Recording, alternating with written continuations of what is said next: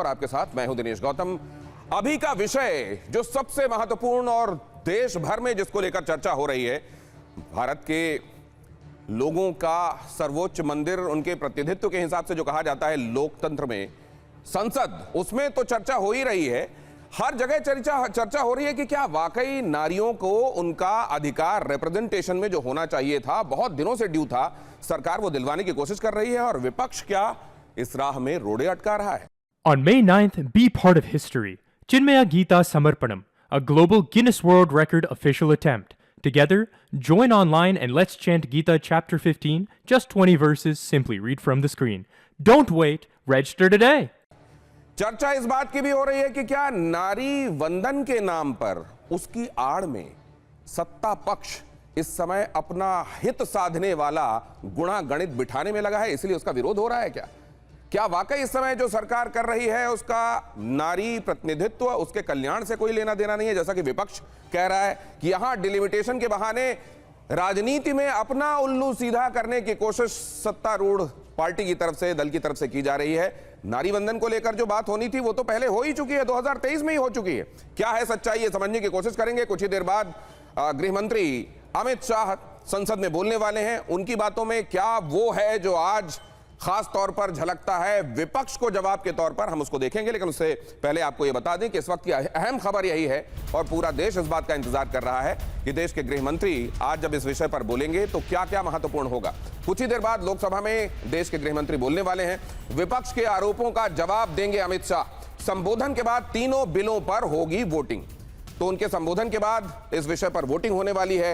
और वोटिंग में क्या वो गणित जो सरकार की तरफ इस पूरे मामले को साधता है, क्या वो नंबर्स जुटा लिए जाते हैं और ये वाकई ये संविधान संशोधन ये पास हो जाता है, संविधान संशोधन के लिए रास्ता बन जाता है, या फिर यहां विपक्ष का पलड़ा महत्वपूर्ण होता है और सरकार जरूरी नंबर्स जुटाने में कामयाब नहीं होती। इस पर भी पूरे देश की निगाहें हैं।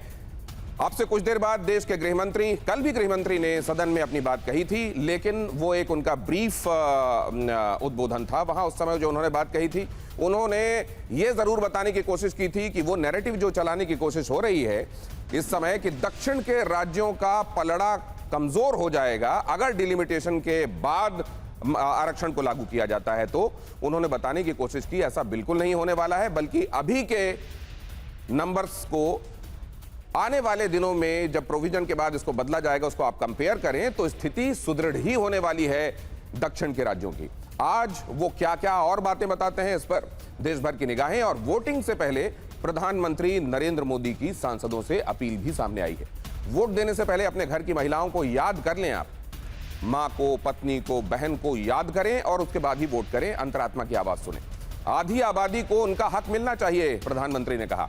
40 साल से महिला आरक्षण का मुद्दा लंबित था, अब इसको और लंबित नहीं होना चाहिए। और आज अगर हम इसको लागू कर रहे हैं तो उन्होंने कल ही ये बात कही थी सदन में कि कोई एहसान नहीं कर रहे हैं, बल्कि बहुत दिनों से महिलाओं का जो हक लंबित था उसको हम पूरा कर रहे हैं। उनका बहुत दिनों से जो ड्यू था उसको दिलवाने की कोशिश कर रहे हैं। अब देखिए जरा, वोटिंग से पहले बहुमत जुटाने में भी लगी हुई है सरकार।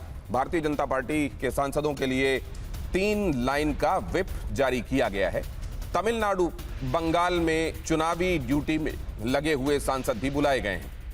सरकार के पास 2/3 बहुमत से 67 वोट कम हैं, 67 वोट कम हैं, और यही जुटाने के लिए सरकार कहीं कोई कोर कसर नहीं छोड़ना चाहती। इसीलिए अपने सभी सांसदों के लिए 3 लाइन का व्हिप जारी कर दिया गया है।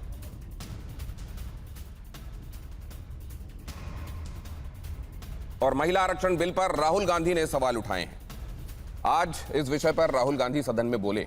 उन्होंने कहा कि सच यह है कि महिला आरक्षण बिल नहीं है, इसका महिला आरक्षण से कोई लेना देना नहीं है। इस बिल से महिला सशक्तिकरण नहीं होने वाला, परिसीमन बिल से महिलाओं का भला नहीं होने वाला, राहुल गांधी ने कहा।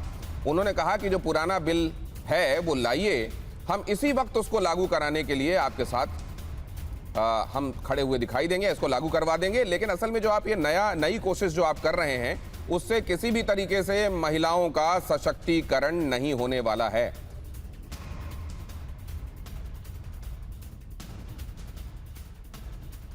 तो अभी पक्ष और विपक्ष की तरफ से जो बातें कही गई हैं, जाहिर है जो आगे होने वाला है उसका तो इंतजार है ही, लेकिन अभी तक जो बातें कही गई हैं, किसकी बातें कितनी कन्विंसिंग हैं, किसकी बातें तथ्यपरक हैं और कौन असल में है जो भ्रम फैलाने की कोशिश कर रहा है, ये समझने की हम यहां कोशिश करते हैं। और साथ में ये बात भी कि यहां अगर ये बताने की कोशिश है कि एक तबका है जो नारियों को, महिलाओं को उनका ड्यू मिले ये चाहता नहीं है, वो तबका कौन है?